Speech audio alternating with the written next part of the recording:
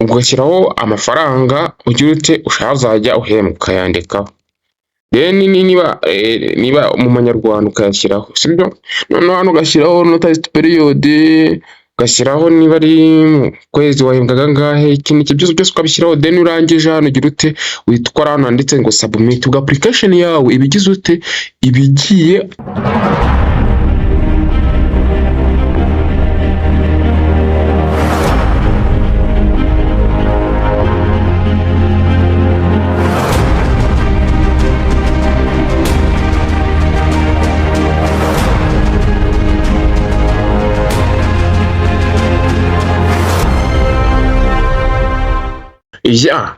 bantu banjye muraho mumeze neza. Hano Bardo Fashion isanzwe murakaza neza ku Burezi Rwanda TV. None aha rero mbazaniye amakuru ameze neza, itangazo riryoshye.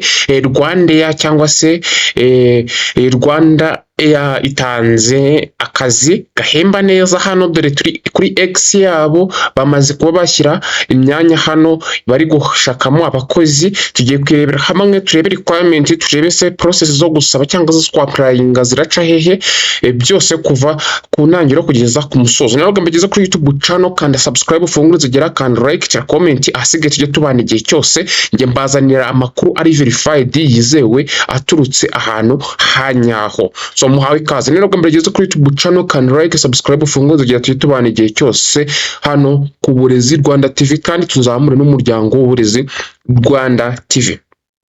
Murabibona neza rero, hano batangiye bavuga ngo we are hiring.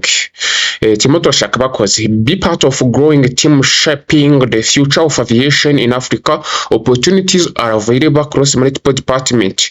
Hano bavuga barimo barabashishikariza ko mwaplyinga kwa opportunity cyangwa se amahirwe ari kuboneka muri department nyinshi zigiye zitandukanye. So explore open roles and apply here. Iyi niyo link tugiye gukoresha muri let's come no muri comment namaze kuba nayipiningamo. Tugiye no kureba inzira biracamo. Tumaze tureba imyanya bavuze iyi myanya ikurikira hano bavuzemo harimo call center agent, harimo cargo pricing analyst, harimo head of the procurement cyangwa se advertised, harimo people performance manager, harimo talent development specialist, harimo cargo market research and interline analyst, hakabamo ndetse na senior manager revenue accounting and assurance cyangwa se advertised. Ushaka applying usikanye kano ga QR code karanga gusa, kadufungure ya link yacu ngiyi, tuyifungure turebe ukuntu iza imeze rwose kuri Rwanda Air. Ngo murabibona neza ko tumaze kwakisinga Rwanda website iratwemerera guhita twapplyingaho ya myanya twari tumaze kubona. Gusa kantu kambere tukora we kuri kubera uri gukoresha telefone, hari akantu hasi batakoreka kanditseho ngo accept, tugakandaho hasigaye then ukaza hehe. Hano barakwereka ngo ushobora gusearchinga title, hano ugashyiramo ubwoko, then ariko twebwe tugira ute katwita tukimanukira hano hasi. Uhita umanuka hano hasi, dore za titles ngizi, harimo job, harimo talent development, za zindi zose twavugaga. Katora urugero wenda uje nka kuri call center, nk'iya call center ugahita ukanda hano handitse ngo job title, ugakandaho bahita bakwereka call center agent requirement. Bahita bakwereka ibintu byose bakagusobanurira Rwanda ya niki kora ibiki, bagakwereka ngo muri job title harimo ni call center agent, department ni commercial, akazamo duty station ni town office, ni gukora ari Kigali no mu mujyi. Job purpose bakakwereka nyine isakama hano to provide exception customers services and sales support through telephone, emails and live chat channels.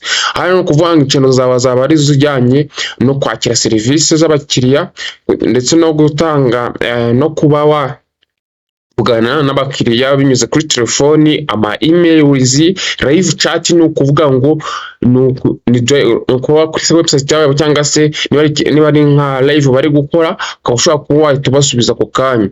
Call center is responsible for reservation, handling reservation, responding to passenger inquiries, resolving complaints. Hano uvana ibintu bijyanye nyine na communication ku bantu bose akeneye kuvugana naho uba ugomba kugira ute kuba uhari.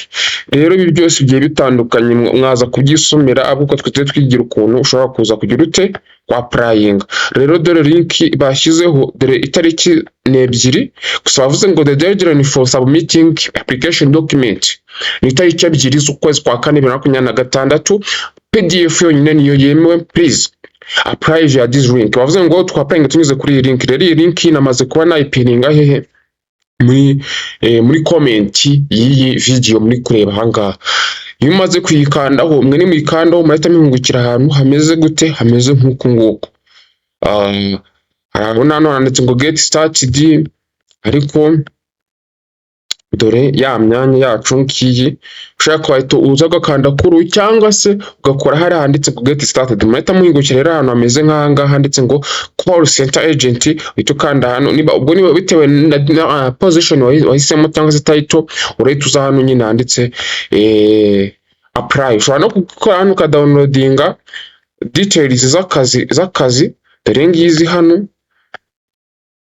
ariko twebwe ibyo ngibyo nabwiye yuko mushobora kuza mukabyira ahubwo twigira hano hari apply. Rero ku nshuro ya mbere niba nta kazi usanzwe ufite uhita uza ugakanda hano handitse ngo create account. Imaze creating account uhita bakwereka hano handitse ngo accept. Imaze guhitamo accept uhita ushyiramo amazina wenda Bardo official,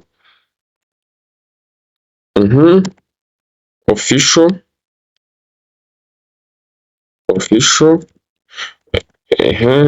then wenda email address ukanayo ukayishyiramo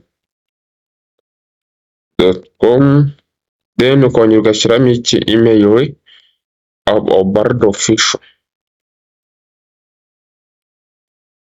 Bardo official gmail.com, Bardo official, ukongera ukayitapingamo neza email yawe hano hasi. Then ukahita ugira ugahita ukora hano handitse ngo create account. Umaze gucreating account bakubwira ngo the password reset link has been set. Ugahita ujya hehe kuri email yawe. Umaze kujya kuri email rero uhita ubona link ikwemerera kuri setting iki password. Ubwo ngubwo ngiye hano rwose, ubwo ngubwo nkahita ngo generate password. Ni email yo kwemerera gucreatinga password, ugashyiramo hano iki password nshyashya.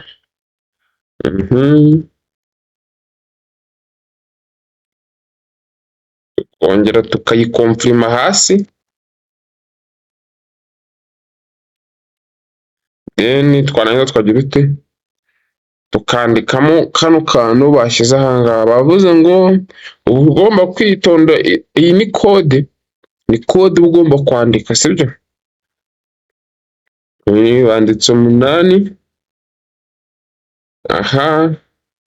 akamenyetso ko guteranya 3 iko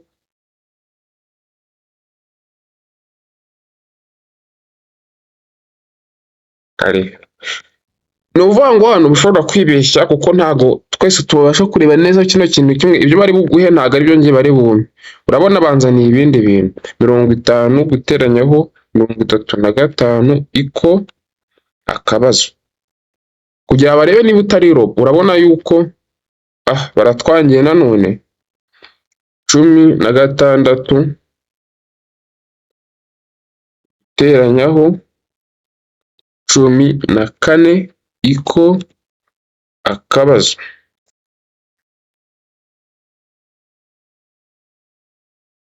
Ni ukuvuga ngo rero ikintu ugomba hano guhita ukora, twashyiraga umva twandukuraga ikibazo tukongera tugashyiramo n'igisubizo, ubundi dushyiramo igisubizo cyonyine gusa, ahasigaye nyine ukabusetinze iki password. Umaze gusetinga password rero uhita kugeza hano handitse ngo recruitment login. Ubwo ngemise ngaruka kuri ya hehe kuri ya page yacu yo gukora login Bardo official. Kankorere hano nta kibazo, nkore login valid password 800 yes. baturebe. Hari hajemo akabazo ko kwishyiramo password itari. Murabona bamaze kugira ute, bamaze kuduhereza. Ubwo tugiye kugira ute rero. Application yacu ukuntu igiye gukorwa, hano cyambere ugomba iyi ni profile turiho, murabona amakuru nyine tugiye dufite. Ushobora kanda subscribe, like na share kuri Uburezi Rwanda TV. Uburezi, akazi na technology byose ni ibyawe. Baza hano ukanza kuzamo irangamuntu yawe, niba ari passport byose ukabyuzamo, then ugakora save record hano hasi.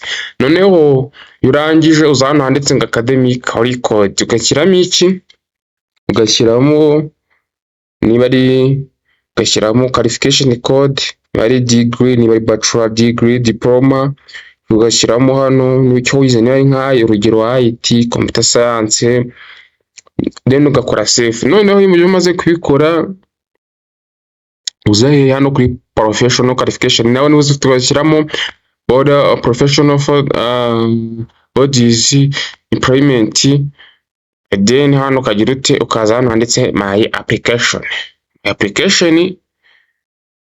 Ugahita ubwo nyine my application izaho ari uko wamaze kugira ute, gusettinga ya ntuza yawe ya profile yawe. Ari gusekurutsa hano handitse ngo job vacancy, ukagenda twese ngo ni call center, yukanzeho barakwereka none ngo apply, ugakandaho tayari. Urabona ko n'ibintu byese byoroha. Uhita uza hano handitse ngo current gross salary, ugashyiraho amafaranga ugira ute ushaka uzajya uhembwa, ukayandikaho. Then niba mu manyarwanda ukayashyiraho, sibyo? Noneho hano ugashyiraho notice period, ugashyiraho niba ari mu kwezi wahembwaga ngahe, iki byose ukabishyiraho. Then urangije hano ugira ute, uhita ukora hano handitse ngo submit, uga application yawe ibigize ute, ibigiye asigaye ugategereza. Noneho hano dore hajyanye na curriculum vitae, ni CV hano ya uploadinga.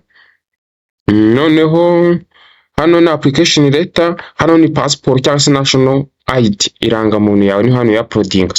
Ngayo nguko rero ndatekereza ibyo nasabwaga mbikoze. Nabwira ngo bye bye, God bless you, Imana ibarinde mwe twabanye muri no video. Ugira ikibazo nyandikire cyangwa itumpamagara ngufashe, nta kibazo. Imana ibahe umugisha.